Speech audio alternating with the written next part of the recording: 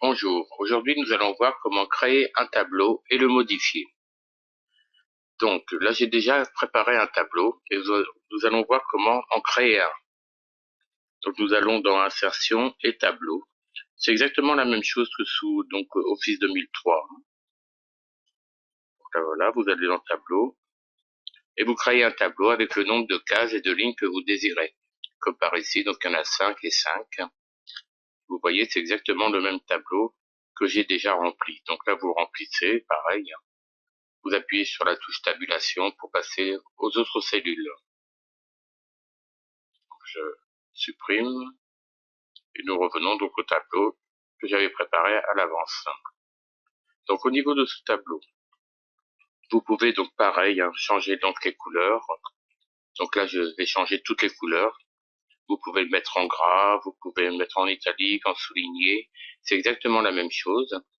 Donc au niveau de la création, vous pouvez pareil, comme nous l'avons vu précédemment, donc changer le tableau, mettre une bordure également. Donc une bordure soit encadrée, soit toute, soit quadrillage. Voilà, quadrillage par exemple. On change la couleur, l'épaisseur, comme nous l'avons déjà vu aussi dans le précédent cours, on fait OK. Donc là, nous avons notre tableau. Vous pouvez changer les couleurs et les formes de style autant que vous le voulez. Pour l'agrandir, pareil, nous allons sur le clic sur le côté droit et nous l'agrandissons. Alors là, vous allez voir, la petite flèche, c'est pour rajouter des colonnes.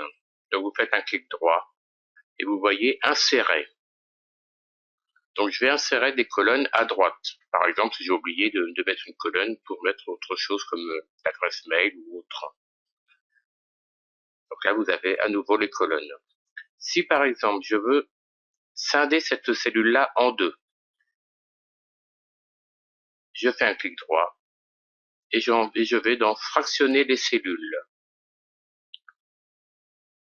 Donc là, il me met donc en deux sur une colonne, une cellule. Si je peux le faire en 3 ou en 4, je scinde autant de fois que je veux. Donc là, je vais le faire qu'en 2. Donc vous voyez, là c'est assez facile, vous faites un clic droit. Pareil, si je veux fusionner les cellules, c'est-à-dire que ces deux cellules soient une et seule cellule, je fais un clic droit et je fais fusionner les cellules. Et donc là, les cellules sont fusionnées, vous n'avez plus qu'une cellule et là, vous avez deux cellules. Pour le supprimer, pareil, clic droit, supprimer les cellules et vous supprimez la colonne entière. Et vous pouvez le faire autant que vous voulez, autant de fois que vous voulez. Maintenant, si je veux disposer donc mon tableau de façon correcte, vous avez des petites icônes en haut. Donc là, je sélectionne le tableau et toutes les petites icônes dans disposition. Là, vous le mettez à gauche. Vous pouvez le centrer, vous pouvez le mettre à droite.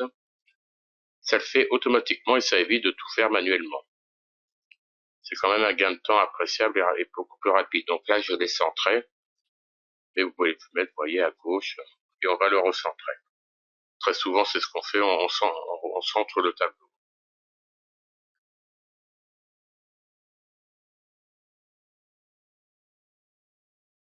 Donc pareil, là c'est pour les colonnes, si on veut changer donc le texte, la police, la couleur, c'est exactement la même chose.